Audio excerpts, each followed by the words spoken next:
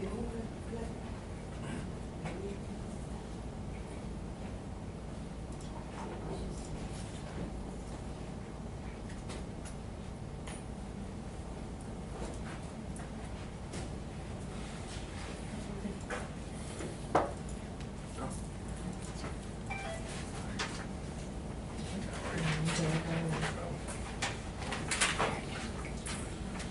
morning. How you doing?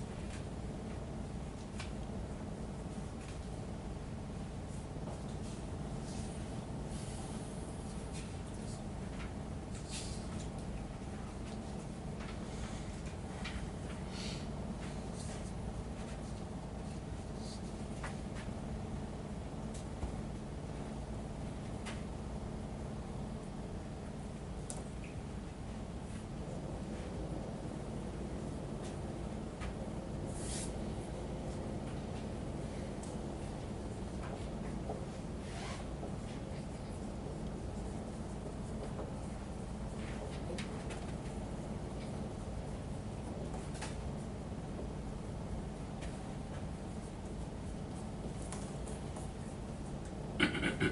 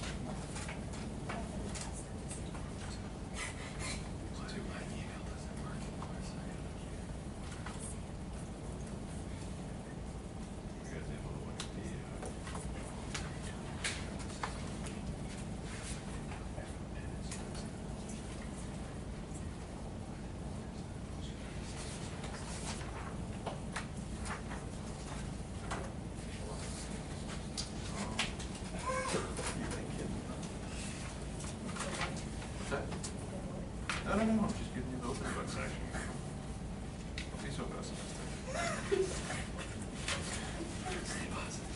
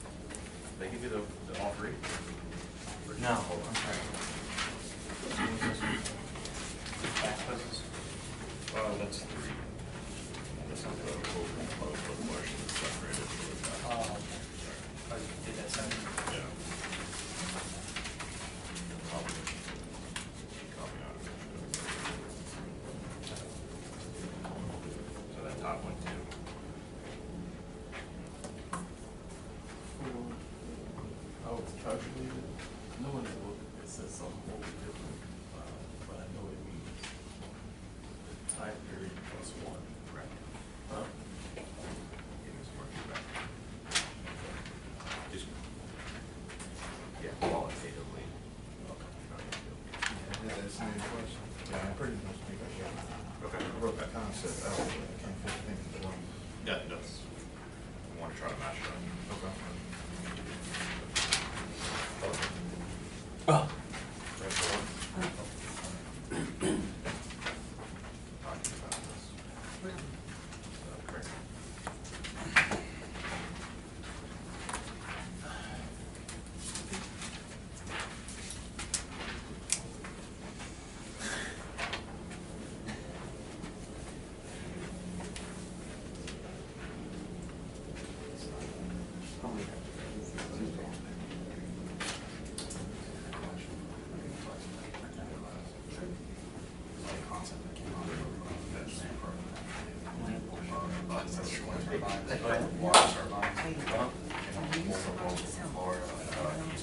They got shut down.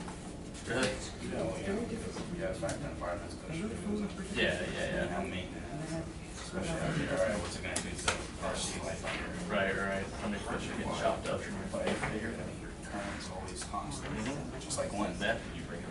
again, when you said how too much wind can influence the panels shifting, I thought about the current is getting too strong sometimes. Yeah. In a storm. It's been those things this fast. Because there's no way you We're can gonna successfully, I know stop what the it power is. into the water versus got it. the wind. Here, we're gonna talk about more. You can change the pitch of the blades so that it spins so fast. But yeah, send these So so that that you go can- back to me. Mhm. Everyone's here, I'm on the spot. Thank you. Sorry. Right there. Aaron, did you read it? Yes, sir.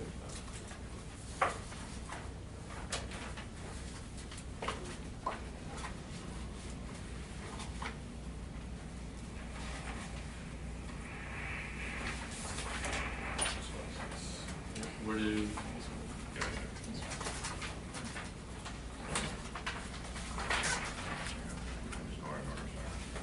What?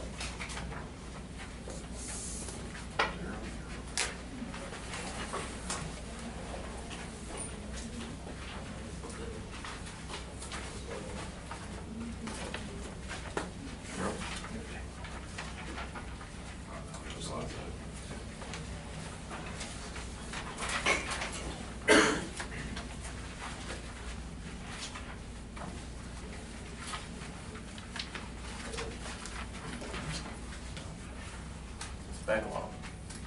Yes. Backlog.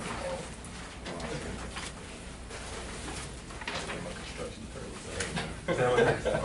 My home builder. There's a backlog now. Back next month. So that's very looking forward to. Okay, this would be interesting. Yeah.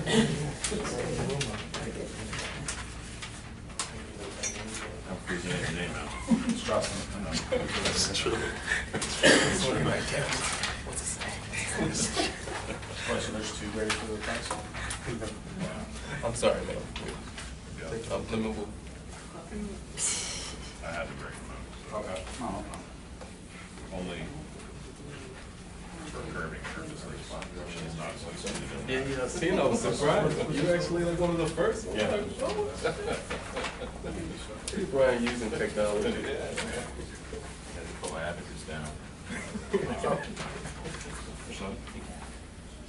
Put the typewriter down. They hear the typing machine going off. I had to-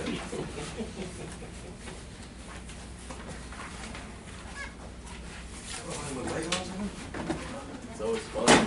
My son is actually going hard with his Legos. He's like building stuff, showing me spaceships, houses. I'm like, bring you to school.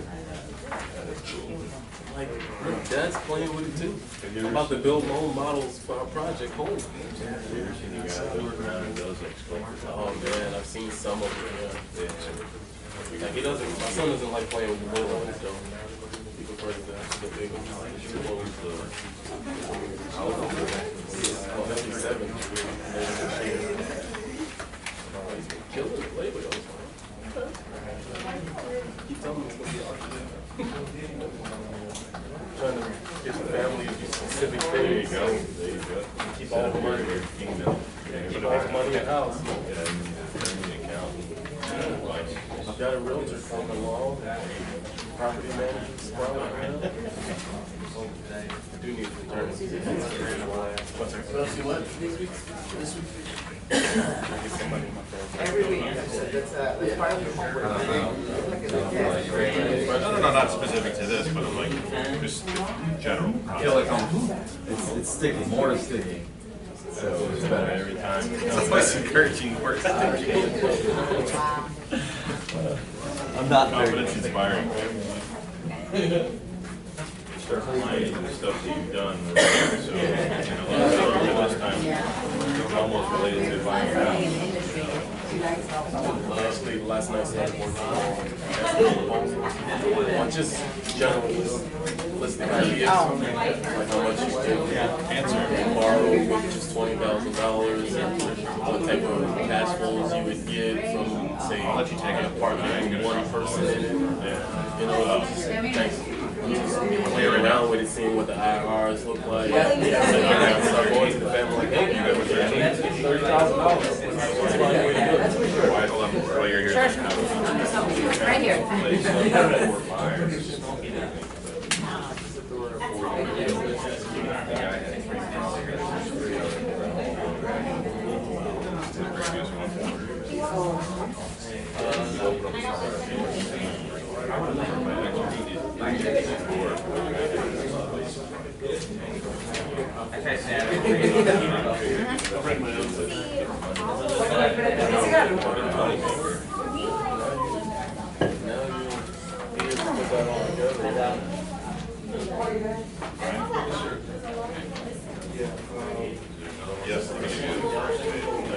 Yeah.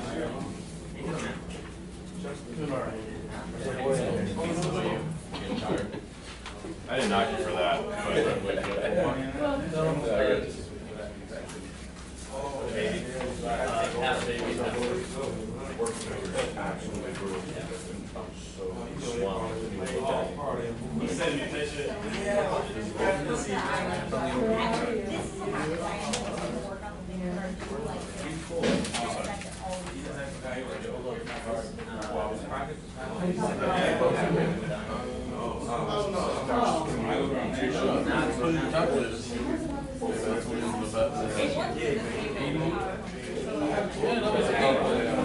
That's what I'm thinking. Hey, look, you just didn't try to close it.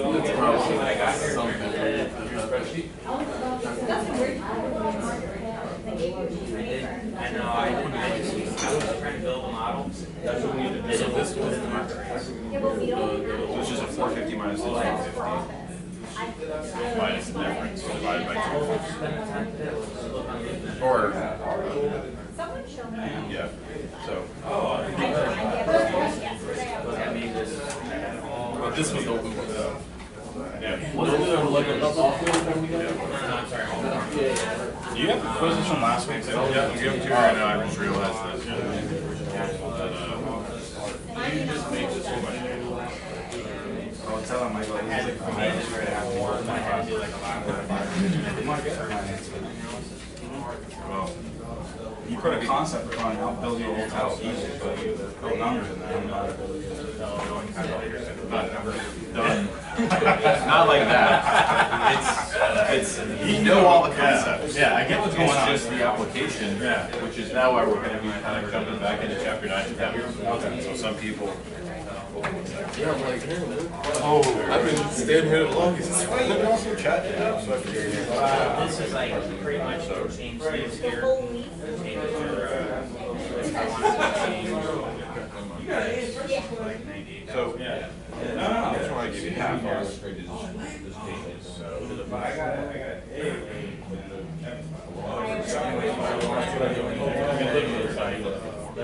Down like link with where they are, the parking requirements. I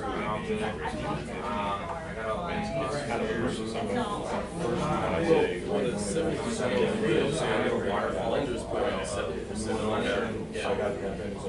It's more risky to them. That's what I was talking about. I think I'm more skin in the game type of guy. So if something goes wrong, they end up having to essentially own that property. At a higher level. Yes. And then there's still like a solid because I don't know how to do it's not like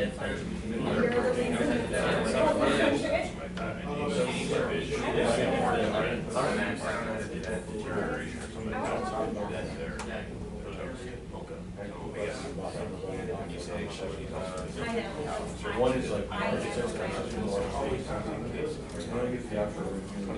foot. Are you talking about like September thing? Yeah, it's in the, what you're doing, you're building on the other side up for that The upside. first aid class one. No, all the service, yeah, 70, but you gotta,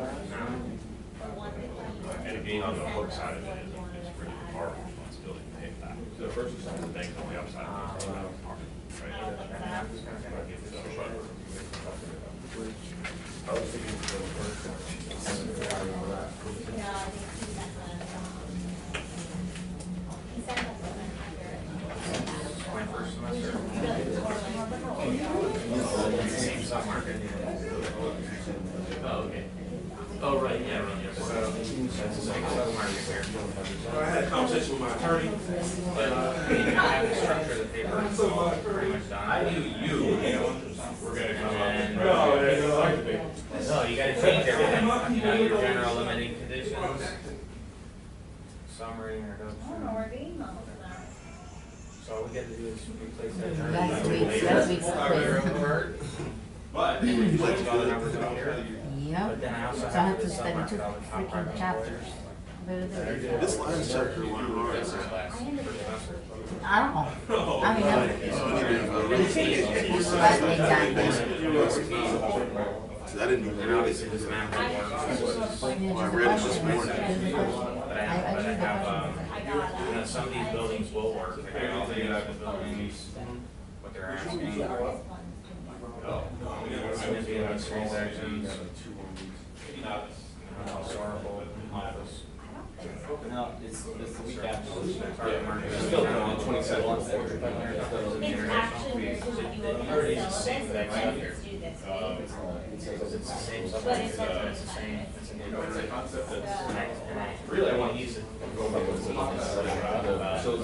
doesn't matter if it's 2010 or 2015. It's The reason I'm asking is one of our clients is looking for a temporary last year. And obviously you gotta add retail. Awesome, it's just.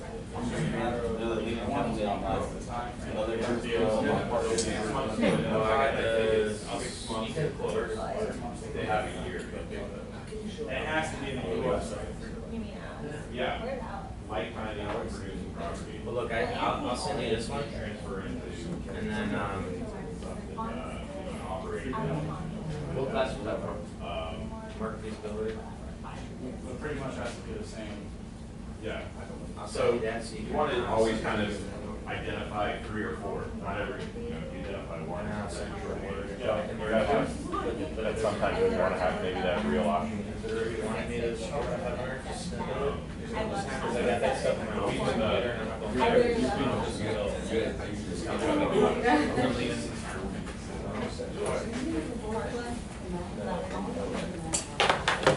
All right, Alex, Anthony's not here, Juan's not coming. Wait, who's not gonna be there? I don't know. There's no show. He should be. And Anthony's not here, but he's coming. Juan is in the hospital. He got sick last night.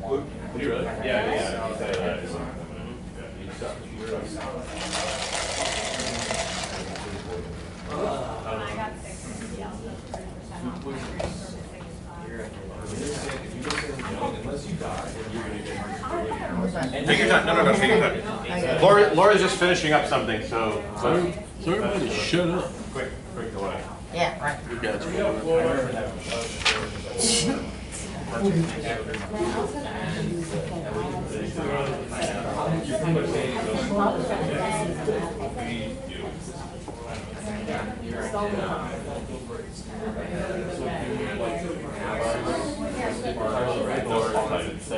Separate. Is that on now? Are we on? Yeah, yeah.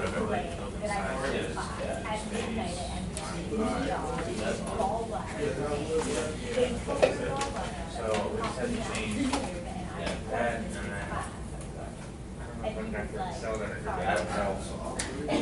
Off-white, so it's, You came at me that one time.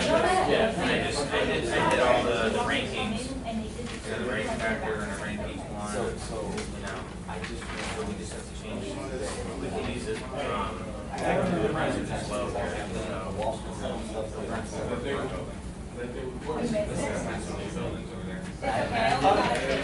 so you're not missing. No, don't do that. That's always good. You can email me like, hey,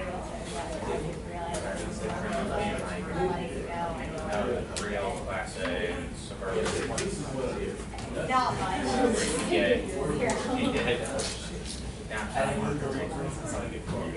I think they have plenty of I got that.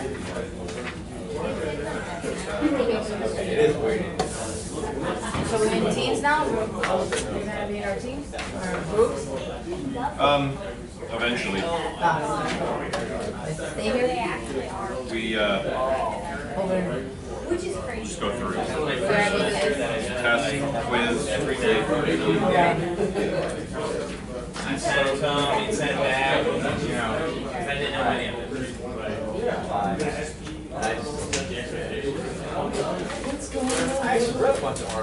All right, can everyone grab their seats really fast? I don't know, there's a bunch of people that are still perusing the hallways.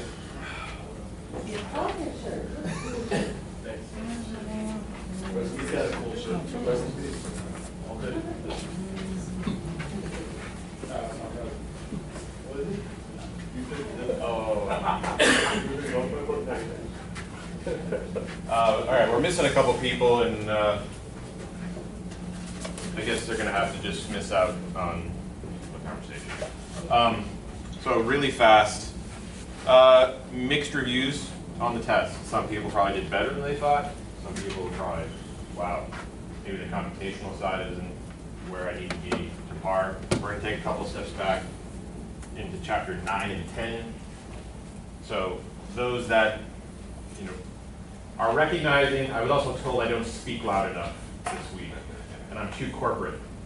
That's a good term. I like that. I don't know. By multiple people. So I'll call out Olivia because she said it first. She calls everyone out. And Hey, you guys, you know who I spoke to in here. Okay. but even those people who you didn't speak to even said something. So that's the only reason why I said. That's why I wear sneakers then?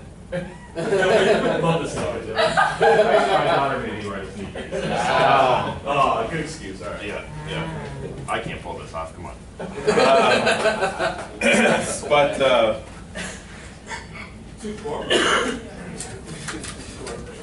Well, and I will take only that comment and say that, and no one needs to hear this on YouTube, but I mean, I want to be able to get to the point where everybody's proficient enough to go into a conversation with a developer, an investor, and really be able to rattle off NOI, rattle off lease types, rattle off valuation.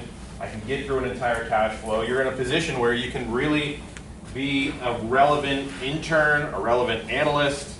You know, even there's some people who've been in the business who, you know, look, Brian just like nailed it last Saturday. It was awesome, you know, but Crushed. it was also a combination of industry experience, living this, so slight advantage. But to the point where everybody should be there.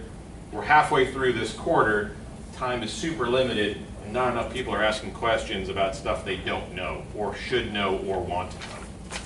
So that's why I said in my email this week, in we're going to look at, and hopefully everybody was able to kind of digest a little bit of the PDF and the deal in Jupiter. The cash flow was kind of very quick and dirty that I put together. We want to enhance it, ask questions about it. Now you can actually see how the cells talk to each other, how manipulating rents, purchase price affects obviously cap rate, NOIs, and returns.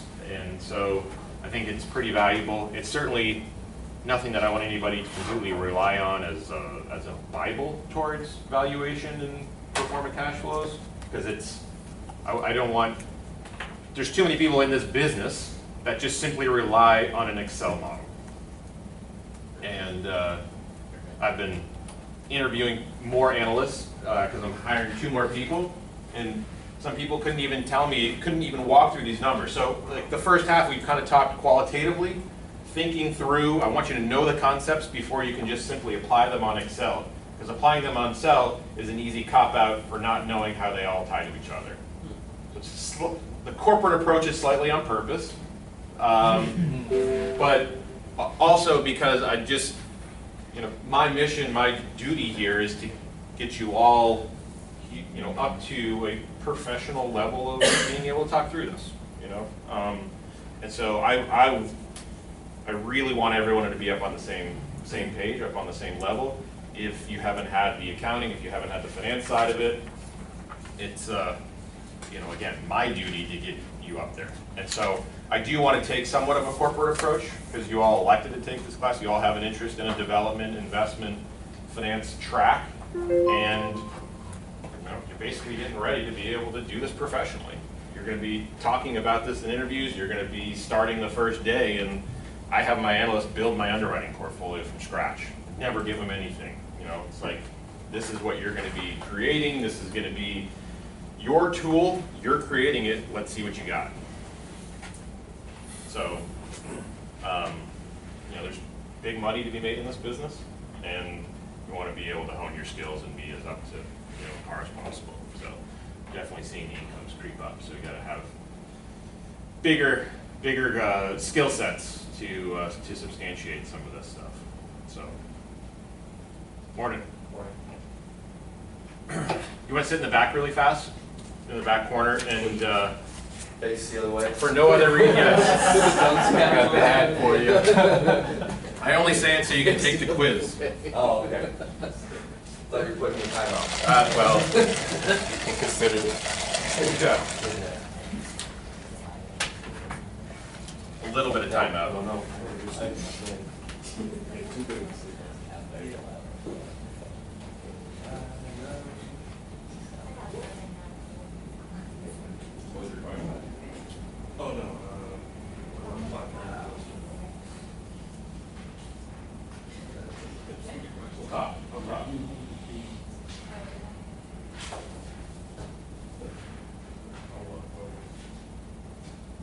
What was that the other day? You fail honor. Fail honor? Yeah, that's what you said. Who's Sam with that? Because someone left the notebooks on the table and said, we're going to fail the show of honor.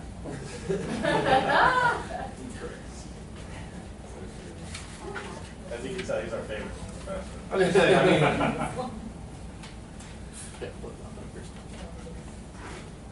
this is all pretty, like, I hesitate in commenting on that just because I think that there's a lot that the textbook touches that you can ask a lot more questions and expand upon. I don't think there's really any room for failure in this stuff. So, I've talked to some people individually just kind of, okay, I haven't had the finance or the accounting backgrounds and I'm at a disadvantage. We're going to go through the numbers today. So again, the group project, the final exam is going to be a little bit more computational heavy. You got to know this stuff. And if you don't ask, I don't know if you don't know or not, right? So there's a little bit of personal just pride in know what you don't know and ask, Yeah, definitely. I don't know anything. So, yeah, and that's okay. Are we going to be using our calculator or Excel? Yeah, no, I think for the final exam, it's going to be, there's going to be an Excel portion. So, Yeah. Dustin is pumped right now. so, like I said, I don't want to go through the Excel too early because you gotta know the concept. You gotta be able to think through it before you can apply it. Now we're gonna start applying it, and then you're gonna get tested on it. Yay. So, See my grade shrinking every minute you're talking. you know, it's just a commitment to understanding it. I mean, there's a lot of Argus complements to these chapters, and it's just kind of focusing on, you know, again, chapters 9 and 10 will bring you back to cash flows, understanding pro formas, what is gross income, or you know, base income, gross potential rents, blindsiding some people in that, and we can go through it. I mean, Anthony, I want to get you through this so you can ask questions too. Well, it's going to be specific to the test, so if you have questions, I know you haven't been able to look at it, but you know, again, I think IRRs, net present values, you know, everyone seemed to get those concepts pretty good. Olivia, come on up. I come in. No, so I'm not pointing out, but I'm just saying there's open space, so everybody come up to the front while they can. Yeah, he's Who's sitting here? Antoine. Whoever's got this pretty bag, the guy with the pretty bag is sitting there. Are they on a You can sit Starbucks next to- date? Next to Daryl. Yeah. I was sitting here until he comes back. Sit up here because and then go back because the Excel, everyone's gonna have their own computer. So You can crack a chair and bring it here.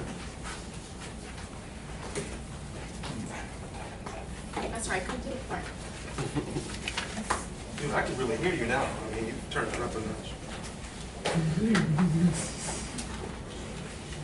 IRR, net present value, I would say pretty much almost across the board everybody got. I mean, that's pretty straightforward, but again, important to know the differences. And so we're just going to go through the closed book portion really fast. If you have questions, concepts, question it. But MPV, IRR, those are just kind of definitions. Value increasing over holding period, you know, rent growth, cap rate compression, inflation are probably the main points for increasing value. So take note. Sale leaseback.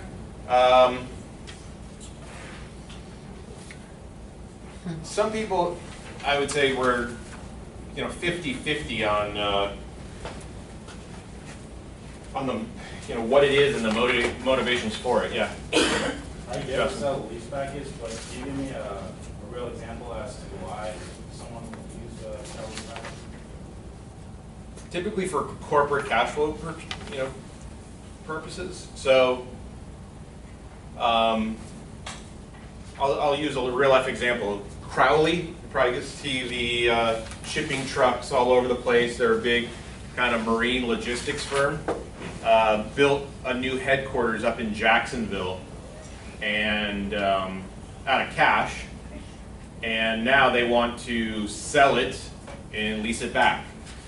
So they said, I think their motivations, as I can only suspect as I'm the potential buyer, is probably the delta between what they built it for and what they think the market value is on something like that. So, I mean, certainly that's why developers do what they do, is that they can get the yield between, or the additional yield between what it will cost and what they think the market will demand for such an asset. So, I mean, if they built it for $100 a foot and they're selling it for $150, nice little pop. Yeah. The book also talks about, it doesn't go into any detail whatsoever, but it seemed fairly significant to me that real estate, you can only deduct the interest, but you could deduct the entire lease payment for something. Isn't that's significant for a company that It can be. It can be. I mean, it depends on the size of the company. So there's strange motivations for some small companies, right, small company, if you're a small who are just looking to raise cash. So they're like Sears, okay, trying to raise some serious cash right now because their operations are failing. So let's just go in. Let's go into some joint ventures with Simon Property Group, with MSRED, I think with Tubman. There's like big 3 mall operators that the Sears are usually attached to. And you know, they're raising $180 million a clip, and it's simply by JVing the real estate into it. So yeah, you're raising cash either for the delta between cost and value of the market, or need a lot of the bigger motivation typically is cash for operations. So and then, like I said, going back to Crowley, I don't think that they. Welcome back, Starbucks, Dave. Sorry, that's by the fact. They're cleaning in front. Oh yeah. Oh, okay. They close. I'll give it that too. So yeah, I think that the typically the cash for operating is the bigger issue. I mean, we saw the store capital cheese video. I mean, they're really heavy in the institutional side of it.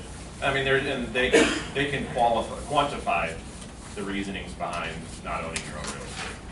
So.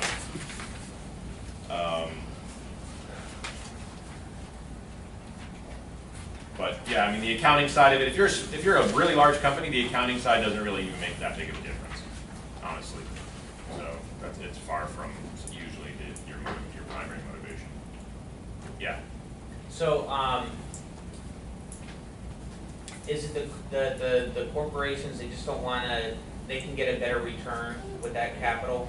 Is that what they're kind of doing, that marginal rate of return of doing that, or they just don't want to be in the business? Because if it's good for, I guess, you to buy and make a good return, why isn't it good for them just to refinance it and use that capital instead? Well, you would buy it for cash flow purposes, okay? No, so what your I'm saying return for on them yield selling for it. them selling it. Or why would they just, what would be the motivation? They just do not want to be in the real estate business? Or? Well, yeah, I mean, you stepped out. I mean, so this Crowley example, maybe you can, they're looking at their headquarters that they built in Jacksonville themselves out of cash, okay? And they probably built it for $100 a foot, and they're selling it, they want to get 150. Why don't they just refinance it? Well, they realize that the market value probably has peaked right now. So refinancing it, you know, you're not always going to be able to immediately tack into that, you know, that cap rate might not be there. So you can always attach some sort of real estate lease payment to to that debt service coverage, you know. So, but they did it out of cash, so they're not motivated by any type of coverage perspective. But and they sold it? Well, they're trying to. So, but I would say, so they're just trying to be able to capture a market highlight and really the cap rate compression for office. So they're going to sign a new 15-year triple net lease. So it's funny you say selling it gets them out of the business, but they're then executing a triple net lease. So as everybody can probably, I mean, for everybody should know at this point, tenant then is still responsible for real estate taxes and property liability insurance and all common area maintenance expenses. So they're not really getting out of the business. So they were still responsible for every expense as if they still owned it. But if they built it for $9 million and they're going to sell it for 14, they're going to clear $5 million bucks, and it's they probably wouldn't have had the opportunity to, and they've been in it for a while. I think they built it like 4 or 5 years ago, but they certainly couldn't get 14 million for it then. And now that they can today, so just, move it, pocket the cash. I don't even think they really need the cash, but it's just really taking a, as we're talking about dispositions today in chapter 14, just capturing an event in the market, cap rate, a lot of capital trying to get 15-year triple net sale leaseback companies that are multi-billion-dollar companies, pretty safe play. So they just figured that there's a lot of. So as a buyer, would you be like a little suspect of purchasing something Always. like that, knowing, I mean, they got a lot of Always. smart people, obviously. 100%. My first question in due diligence for a sale leaseback, why the hell are they selling? What am I missing? I don't know if it was this class or a previous one where they're talking about Sears in a sale leaseback, which makes a lot of sense. You have $9 million in cash. You build a building, sale leaseback for $14 million. So now you can take that 14, use 2 for inventory, and the rest of the 11 to go do the same thing and grow your stores and do another store and do another store and do another store. Versus if you just hold on to it, all that cash is locked up and Right. no Yeah, but would you buy a Sears leaseback right now? Sears? No. No, I don't. No. Unless you wanna reposition the property, but that would be pretty, That's a daunting task. It's a big box. As we look at alternative uses for real estate, I mean, what the heck else are you gonna do with a I say do a school. Sears and Aventura Mall? There you go. I mean, Schools is Read where all it's at. IKEA. Schools is where it's at. well, we talked about it. I mean, they did a super Target into a charter school. There we go. You know. Yeah, but in the, What's that? They took like an old Target and into a charter school. Yeah. Yeah, charter schools USA. Well, we talked about that example before, but I mean, actually, I think they're trying to turn that Sears in the Aventura Mall into like a mini mall itself, by itself, and they're going to chop it all up and make it multi-tenant. That's what I would do. What do you think about the Sears right here on Federal that's just sitting there? It's dying. Yeah, it's dying on the vine. I mean, there's that, you know, those big gigantic Kmart's. Hey, Kmart's ready to come back. It's perfectly relevant. I have a question. But you're going to regarding turn it that. into what? The world's nicest roller skating rink? I don't know what. You know, without tearing it down. So, but they're paying like $2 a foot rent. It's nothing. Oh, wow. Yeah. So they're going to keep it open because their occupancy cost is so high, which is going to be your rent divided by your store sales, right? So that's going to be a big test for retailers that report sales, occupancy cost. Yeah. There's on Oakland, there is a empty Kmart. However, there's a blank lot right next to it. Now, the lot, there's a sign on it that says something regarding Walmart. Is there a purpose for why Walmart will buy a small property right next to a huge property that's empty and vacant? I mean, like, would you consider the fact that maybe they're trying to buy the property next to it and then turn it into a Walmart? So they're probably just kind of, it's probably just a land grab. Maybe they're going to do a Walmart neighborhood center right there. So they're probably not going to build a gigantic super center. Yeah, it's not big enough to really do much of anything, but it is next to this huge empty lot that has an old rundown Kmart on it. I mean, I think we talked about it a couple classes ago.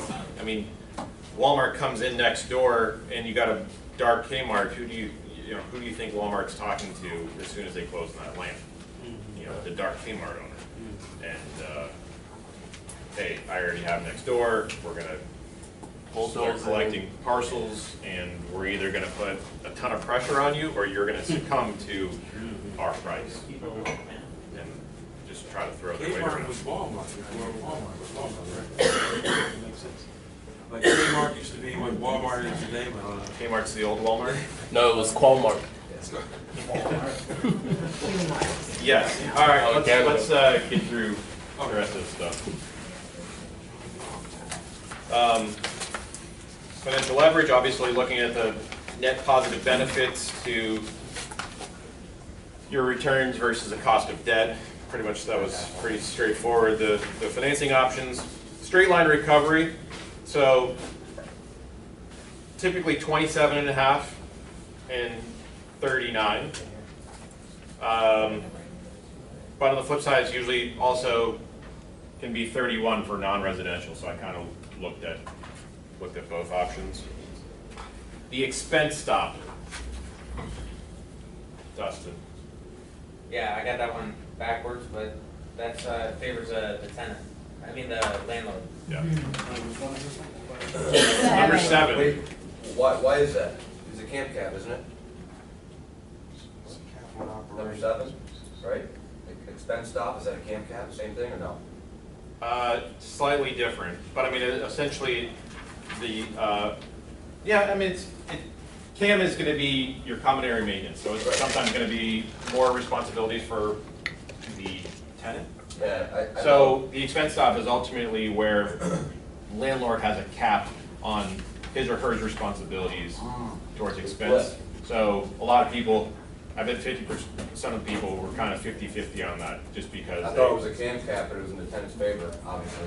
But yeah, no, the expense stop is going to be to the landlord, because the tenant's going to run with as much as possible, but the landlord is the one who actually is able to limit their exposure. So is this not a triple net lease then? Well, that was my question.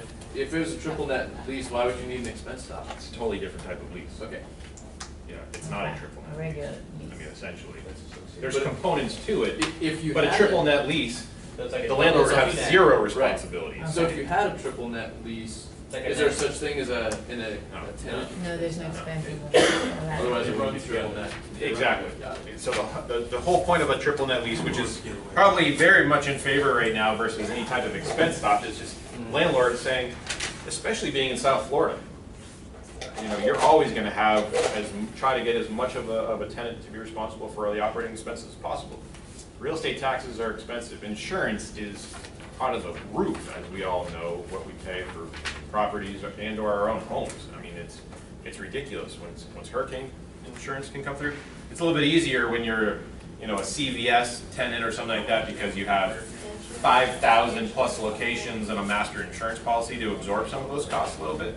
But yeah, I mean, ultimately the landlord is always going to shoot for a triple net lease. They want to be able to have, because then almost all your NOI is going, or your EGI is going straight to NOI. Maybe you have some administrative expenses that the tenant's not going to absorb in a triple net lease, but I mean, if you can have pro rata taxes, insurance, common area maintenance be the responsibility of the tenant, I mean, that's a perfect work. Perfect. Collect checks. Plus, it takes a lot of the management headaches away from a landlord too. Does that make everyone understand those differences? So you're basically just shifting it everything on the tenant. Yeah. Yep. Yeah. Anthony. A CAM cap though would obviously favor tenants, because it caps their. Correct. Right, because I actually asked Fred, I said, does he mean a common area maintenance? And he said, yeah. Yeah. Well, I am, but I mean, relative to a triple net, it's completely apples and oranges. So, I mean, this Yeah, we is. should get half on that though. What's that? Half credit on that. Well, if you No, I mean, I asked Fred, I said, Expense is it gonna stop a CAM cap? Well, you just got to That's what it is. It's a little bit of stretch. I got the concept. I agree. Me too. Don't worry about it. Yeah, I know. Stretch. Zero point. But technically, we'll go Exactly. through the books, impression of it, and The book spelled it out perfectly. question number 8. So there was a variety of answers to this multi-part question. So I want everybody who is a little 50-50 on the finance side of it, jump to page 272 in the books. So if you don't have, and this is, so, you know, again, I want to kind of, from class feedback, there's going to be some people who have gone through the finance and the accounting side of it, and others who are just getting warmed up to it. So 272 kind of takes you back into creating your pro forma. It's going to go back to base rents, it's going to go vacancy, go through your expenses so that you can get to NOI. So for those that, like Tyler, who already have this totally dialed in, no. I got confused with it, yeah, no, I do. Do you mean Well, I know. 275? 272 is the short. It's a different book. That's 272. It's a different book. Oh, shoot, sorry. Yeah. Because this was done. Maybe a different edition. Oh, wait, check.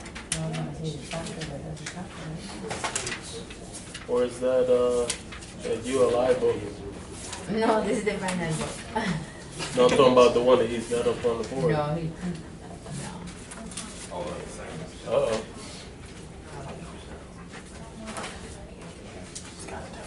You said chapter 9, yeah, that's fine. Yep.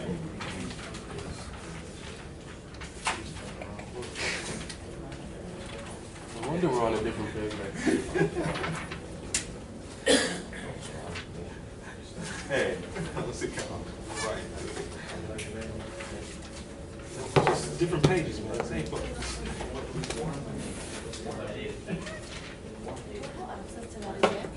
Did you sign the form? Oh, it's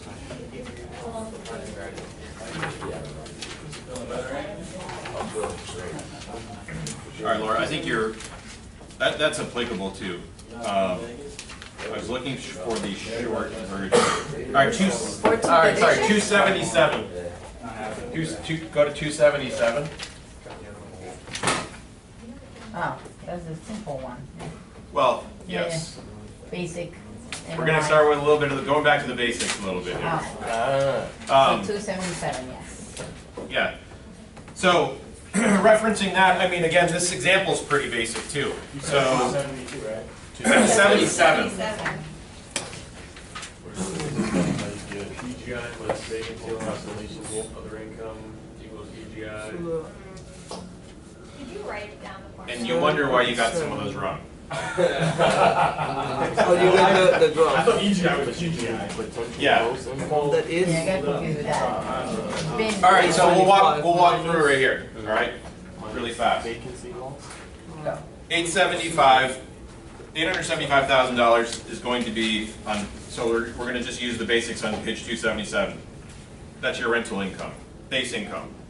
All right, coming through. That's all gross rents, top line. So it's PGI? No. No. It's Write PGI. down what everything is. That's Excuse me? PGI. You like Yeah, write so what's down what 875? everything is. Yep. So the $875,000 is going to be all your base rent collected. Okay. Does that make sense? You're going to then take a vacancy against that. We're just going to use this because we're not going to consider, there's no CAM that's going to be passed through in a self-storage example. But you have to hit that with the 10% vacancy to get EGI. Your effective gross income is going to be effective of all your pass-through income, effective of a vacancy, whether it's market or whether it's going to be actual. 10% point. So your vacancy is going to be that 87,500, So you take that minus that. which then gets you to the 787,500. EGI. All right. In the finance class, the 875 is known as the potential gross income. Yeah. That's, yeah, PGI. Yeah, That's the what P- you- yeah, PGI. yeah. That's what I said. Just to not confuse anyone, because I know. Base rents, base income. It's going to be whatever checks, wires you're getting directly from your tenants. All right. So that's the answer to EGI. Does that make sense to everybody?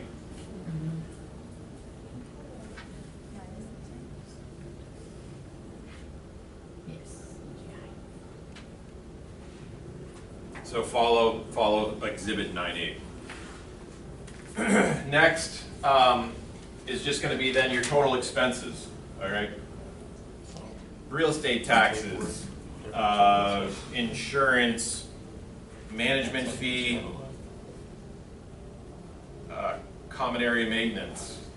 Those operating expenses, not CapEx. You're never going to take anything against roof or quote unquote big ticket items. Okay, nothing parking lot related. It's going to be more like paint, carpet, window shades, things that are going to attract a tenant to a particular space. So again, always operating in nature. A lot of people will sometimes try to group in, paving and restriping and roof. You're not doing that every year, right? You're not going to do that every time a new tenant you're trying to be able to fill a vacancy. So really focus on those items that you would need to attract a tenant to a particular bay, office space, bay, retail bay in a shopping center, an office space.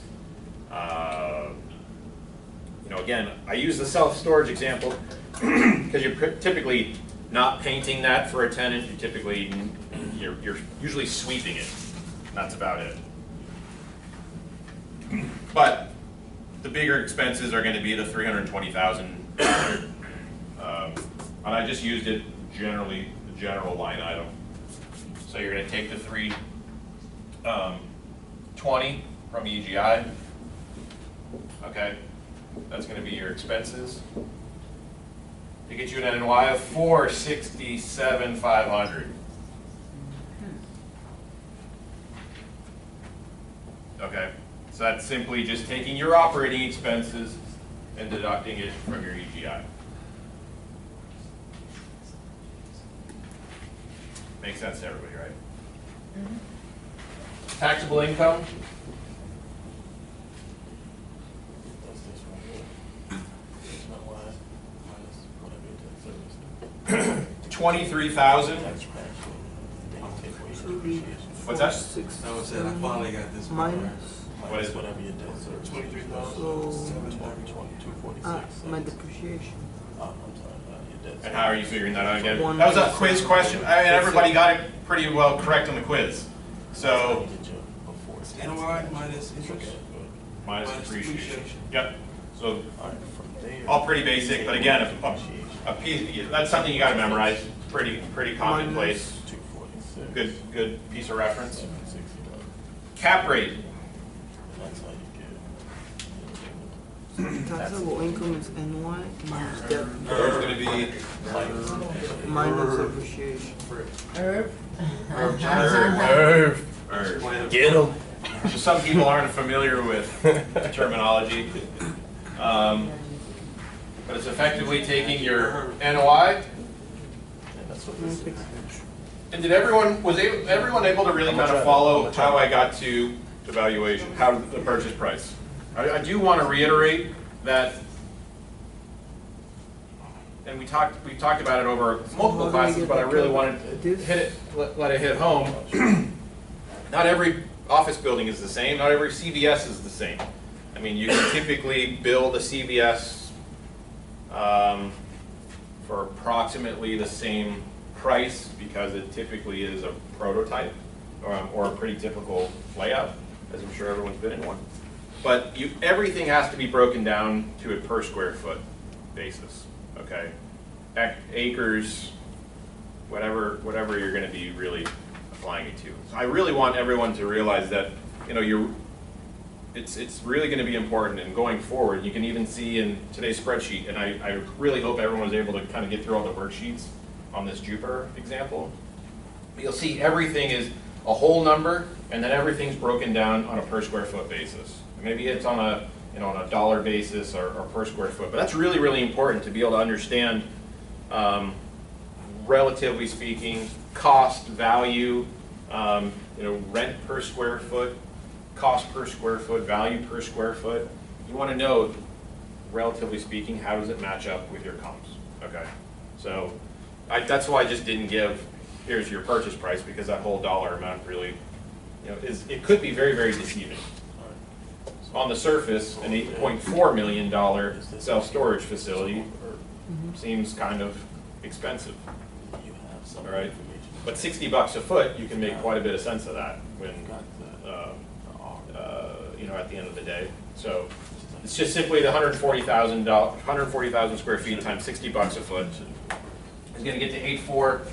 You're going to get an NOI of 467,500 divided by 8.4 million. And that gives you a cap rate of 5.6%. Take that out at least one decimal point. At least one. You said 8,400,000 divided by 60? 467,500 divided by 8.4.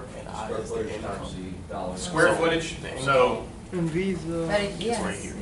what's 140? Yep, times 60. Right, that's what I said. Okay, oh, times 60. Yep, Okay, yep.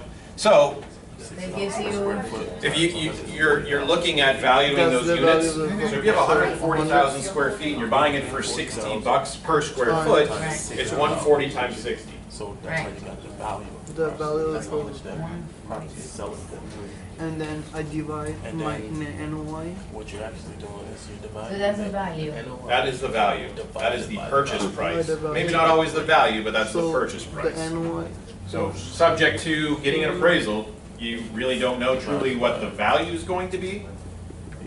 Here, we're just simply focused on our cost. To get 5. Where did you get the taxable income from again? And how's it? NOI Okay. minus Interest. interest minus depreciation. Can Yes. I write something like that? Depends on what you want to write. I got you. You gotta trust me. Okay. I just want to write the formula for this. which has helped me so much in this class. Oh, thank you for sharing. All right, you ready? I don't know how to write on boards yet, so don't judge me. All right. And some of you guys might know this already. I'm glad you're still looking at it. I just want to make sure, don't judge me, man. You're Trying You to guys do it already. hear what's going on. Yeah, I want to read it. The only thing, Hold on. Let me write. Robert doesn't know what the What do those mean? letters are though. That was going to be my next question. Egg minus toe. You know this one. Keep going, man, keep All going. right, I'm going to do the rest, but I want to break this one down first. Value call. So as the accountant already did, what you got here is PGI, which stands for potential gross income. Thank you, Tyler. You're welcome. From this, you're actually taking your VCL away from it, which is your vacancy loss. I got that one. Yep. I'm sorry, let me plus there. What you're adding to it is then your other income. All right, from there, that's where you get your EGI, so your effective gross income. And from that, you then take away your Other income, break that down for people too. You're talking about, some of us did it in the accounting class, your incidental, what is it, revenues, incidental operations, like stuff that comes in, like throwing a big pole on there or billboard, something like that, anything like that. That's where you, or however you get any additional income to your property, that's where you would get that signage, all that good stuff. So anyway, you got your effective gross income, and then you're taking away your total operating expenses. And from that, that is how you get your NOI. Now, because I ran out of space down here, I'm gonna get ahead and finish it up right here. From here, you're taking away your DS. What's You shouldn't have to look at the paper. You should just. Hey. You really helped him, I write down on everything. I'm the one that got it wrong. This is going to be very important for everybody in here, so I gotta make sure it's right. All right, so from there, you get your DTCS. ABS, bro. I mean, it's the same thing. Yeah, it means the same thing, 100%. What does it mean? Annual debt service.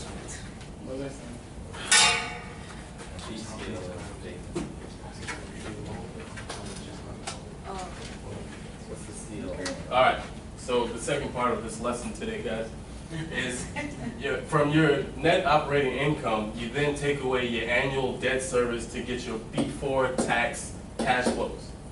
From there, you can then subtract your depreciation to then get your taxable income.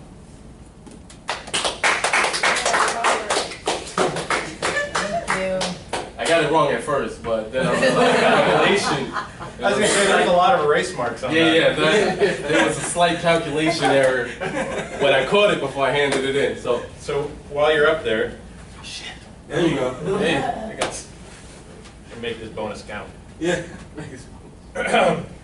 So calculate then your before tax cash flow while you're up there. before tax class. All right, where's all this good stuff? You have the numbers in front of you. All right, so now our NOI. Yeah, remember the numbers. Good done, bro. Sit down. Can I get rid of some of this? Sure. I'll even do herb for you guys because I got. Oh, yeah. I'll even do herb for you guys. Herb? Yeah. Who is Herb? Herb got it. You guys don't know? Come on. Yeah, I don't know what's You guys talk about this guy Herb all the time. This guy Herb. You might want to keep that Don't up. get rid of the I was numbers. gonna say, that's kind of relevant. All right. So anyway, from our NOI, now we want to take away our annual debt service, which was 197, I believe. Yes. 190. I'll even try to write like you a little bit. So. Now you got this little funny thing going on here. All right. So please, my calculatory people, please give me my before tax cash flow. Too late. You guys taking too long. 460. Like your income statement.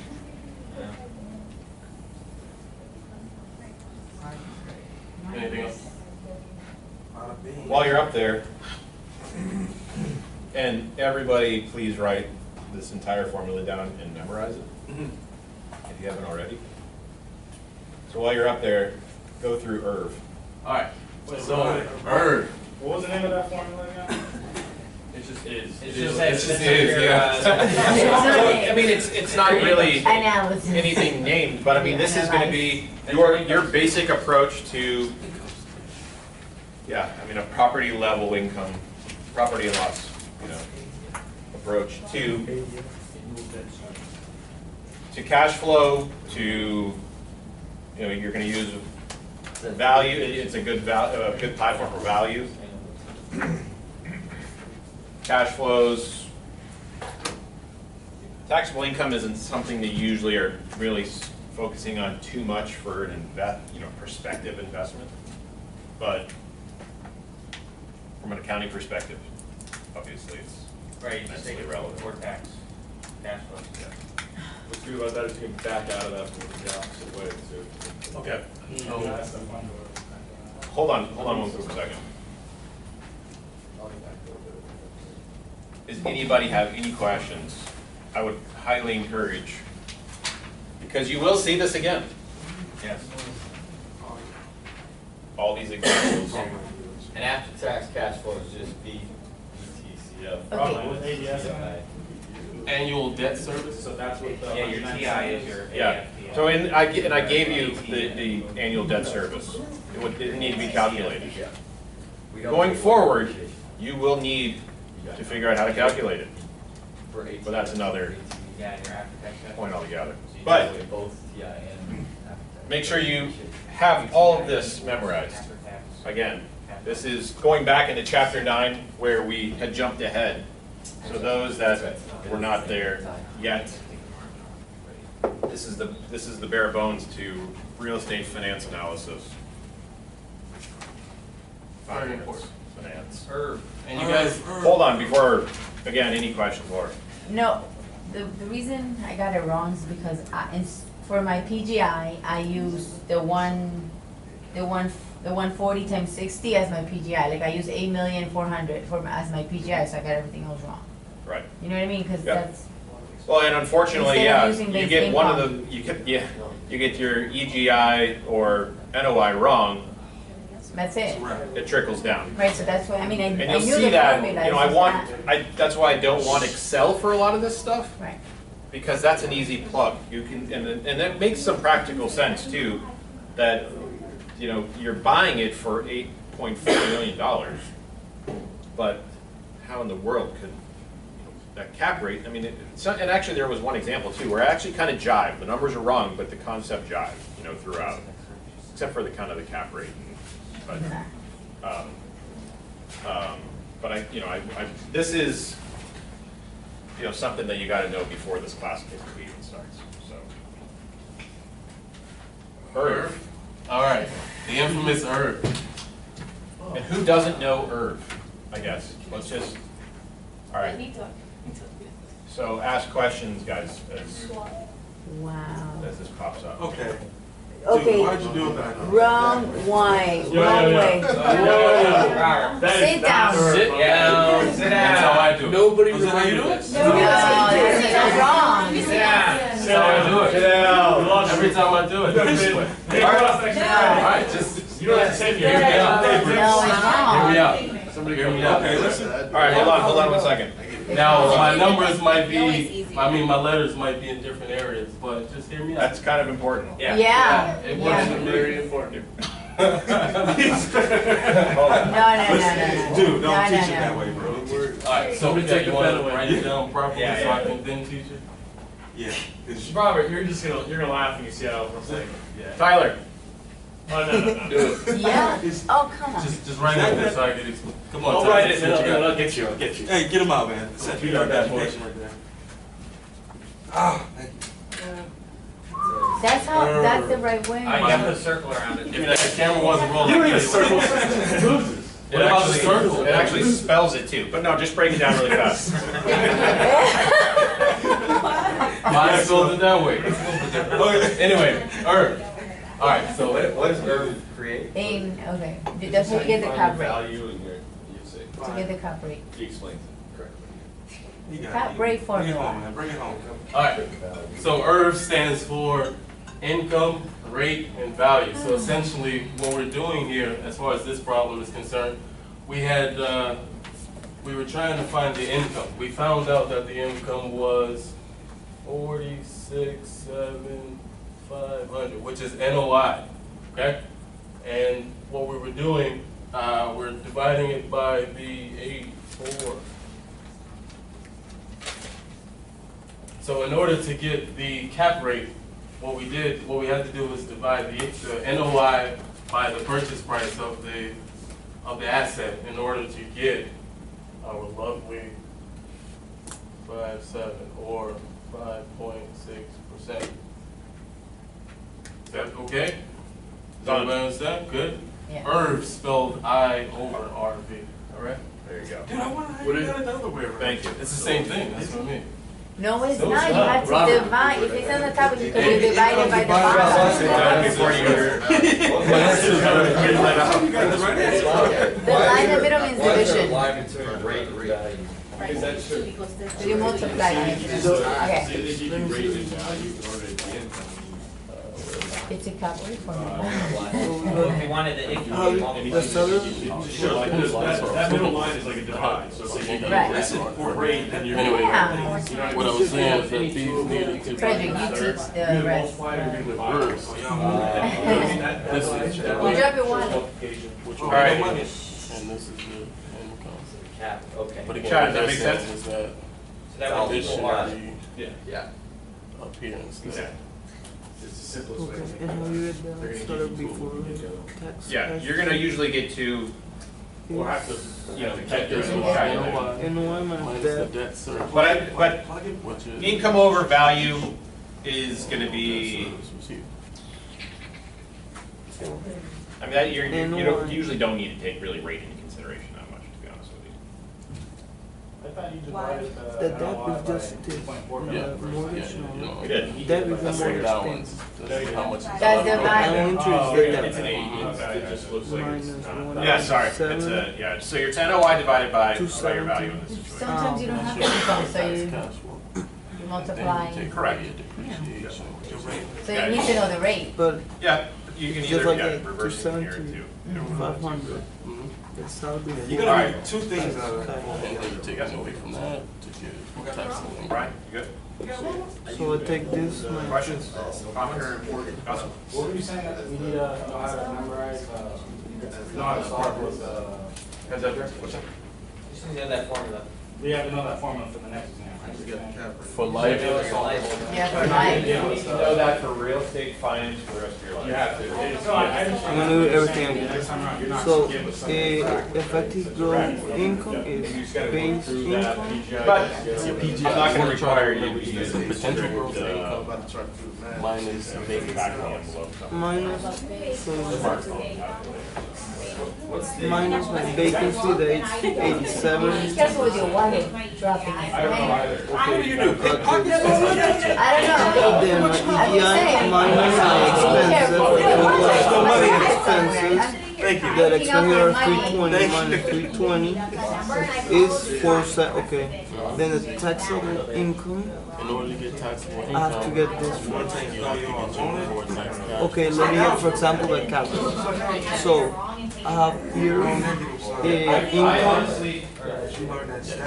divided by value.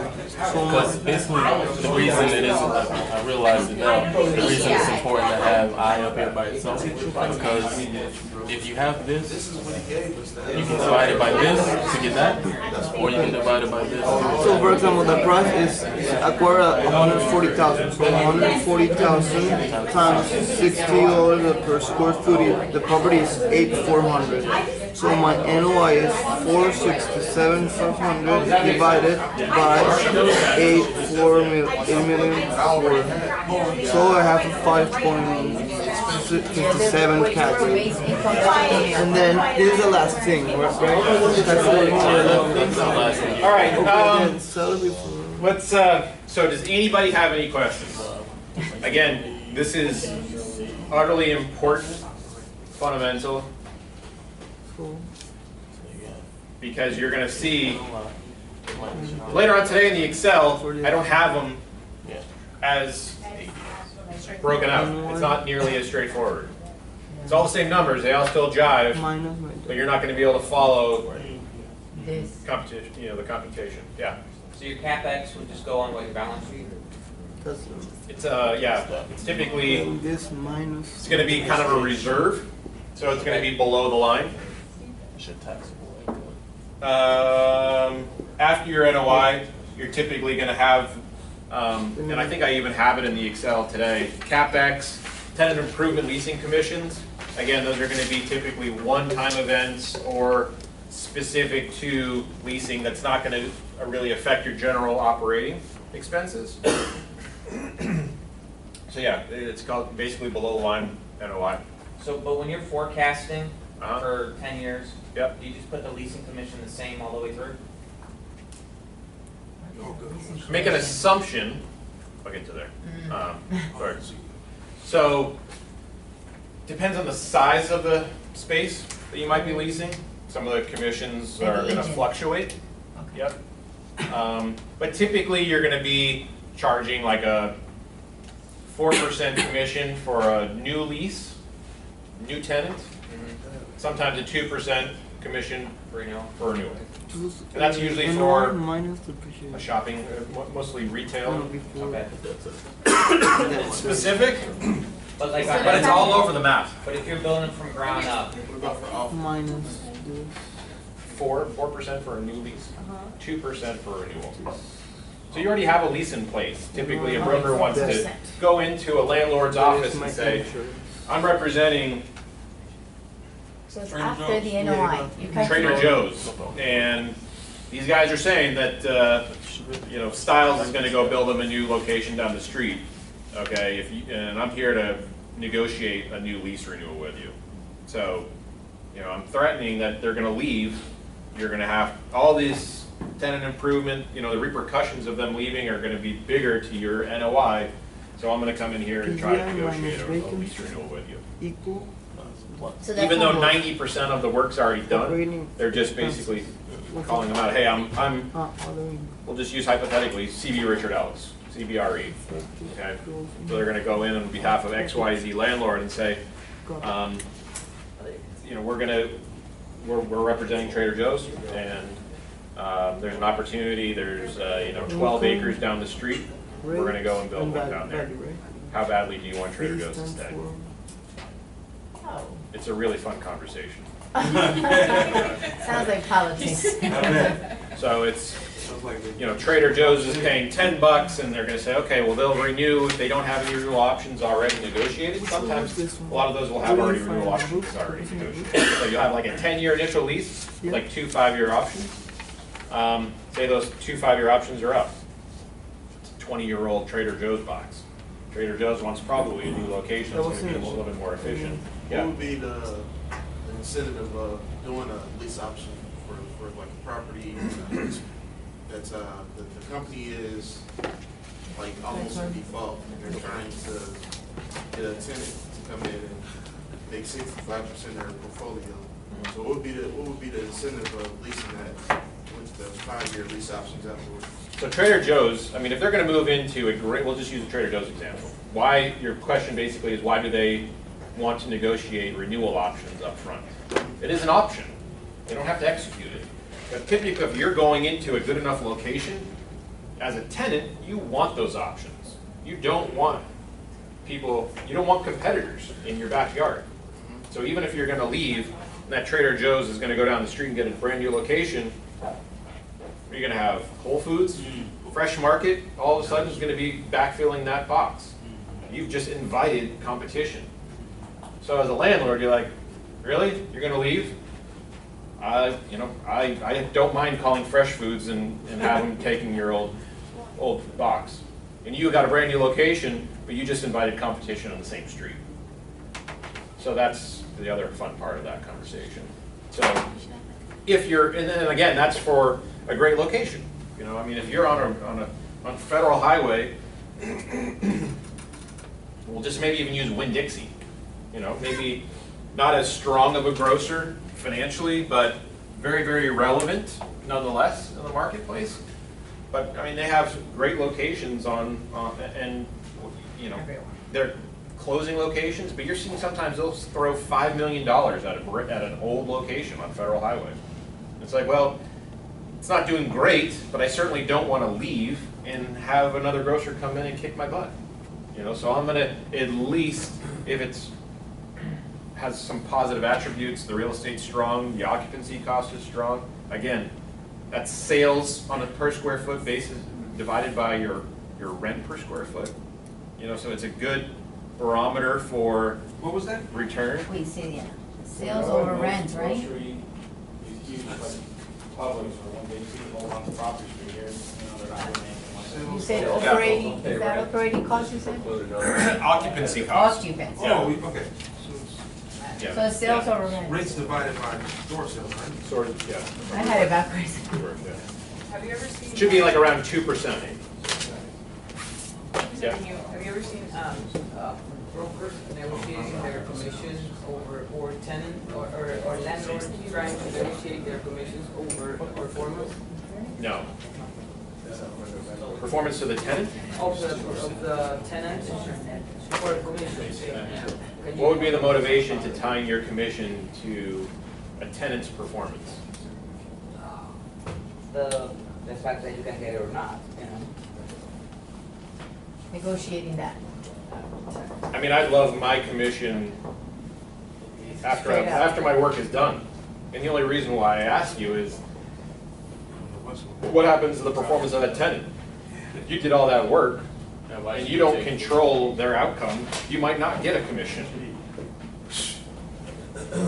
Maybe, maybe not. That typical would be half upon Well, signing. hold on, what's that? You're talking about the rent, right? No, she was asking about commission. Right. Typical is half upon signing and half upon occupancy after your free time up. If there is free time, Right. yeah, yeah. I mean, there's all kinds of negotiations. She was, herself, specific to, she wanted to potentially tie the commission to the performance of the tenant. I mean, as a broker, I wouldn't do it, but Right. as a landlord, I would try to, you know, it's, What kind of performance metric paying I rent? don't think your brokers bring Yes. tenants to you. Paying rent. Yeah. Oh, I see what you're saying. Oh, that's bad. It's a realtor. That's bad. Oh, you, Frank? Bad's a little aggressive. I mean, it's just, you have no control. I mean, again, in this business, as a landlord, I want to be able to collect my rent in a base case, okay? As a lender, the best day of the month is when I get my debt service payment. You know, landlord gets the Yeah, rent. I'm not saying paying upfront everything, I'm saying trying to negotiate something where, I mean, as a broker, you're motivated to bring a good tenant also, when you know what I mean? It's like, I bring anybody, they, you know, I do the deal, I get my commission and buy, and That's and up to after the a landlord year. though. Huh? That's up to the landlord. Yeah, but You that's need to what take I'm. the I mean, as a landlord, I would say, of course. Yeah, do it. I don't pay you until What? an entity that you have no control over, unless you are the tenant, you know, and you control your own destiny, but that's pretty scary. Right? Okay. So Matt, I mean, I've seen some commissions paid out over a 5-year period of time or something like that with no ties to performance, no ties. Really, it's like, okay, well, I'm gonna take a gamble on maybe a tenant that might not be as financially strong or as a riskier business. I'm a mom and pop tenant, this is our first nail salon. Okay, they've got money, but this is their first nail salon ever. And the broker brought this mom and pop who said, I want to be in this location. Landlord's going to spend $20,000 helping out this new nail salon, you know, in a tenant improvement allowance, and maybe front some rent in advance. You know, maybe the rent's a little bit higher, just to be able to have accelerate their return on the tenant improvement reserve, because the landlord is pretty generous or desperate. But I've seen brokers where, and this is going to be the leasing broker, who, you know, if that lease is for 5 years, I'll pay it 20% every year. I'm taking a gamble on the tenant, Mr. Broker or Mrs. Broker, you're going to be, you know, you're going to be along for the ride. And if you have enough commitment, then yeah, sure, it works. But typically, I would say, you're always paying that commission upon the lease execution. Whether it's a new lease, whether it's a renewal, it's a cost of doing business. You want to book that. You want to book that fee as fast as you possibly can. Again, because you don't know what's going to happen tomorrow. Your shopping center could burn down tomorrow. You know, I mean, it is going, It happens. you know, there's a hurricane that comes. stuff that's out of your control, you know. So I would, if the deal's done, you know, you gotta finish it up, because you never want to have to come back and put liens on properties or work with landlords that are not going to be friendly and appreciate your effort, you know. So, sorry for the long-winded response. Does that make somewhat of sense? Yeah. I have a question. I'm curious about this. How does a landlord recoup tenant improvement costs? Does that factor into the base rent? Always. Okay. Everything is a return on cost. Okay? So your tenant improvement is going to be, and it kind of ties into kind of the chapter 14 theme of your disposition. So, I mean, sometimes you can buy something that's 40% occupied, fill it up to 100, okay? It comes at a cost. You're certainly going to be spending money to either in capital improvements or cosmetic upgrades or buying tenants, big tenant improvement leasing commissions. Mr. Tenant, I got to fill this property up, okay? I will give you $50 a foot to build out the most gorgeous jewelry store you've ever seen. But you got to sign a 10 or 15-year lease. Okay, so then you're almost called amortizing some of those costs over the term of the lease. So whether it's the rent's a little bit higher, or but you know, maybe sometimes a little bit higher below higher above market, you know, or you know you're always spreading it over time. I mean, you really want to be able to maximize that return on investment. I mean, that you're helping out, and again, you have no control over that tenant. Hopefully, then you're going to be taking quite a bit. They better be a very, very safe, well-capitalized, financially sound tenant. That determines how much you're going It determines that you would do.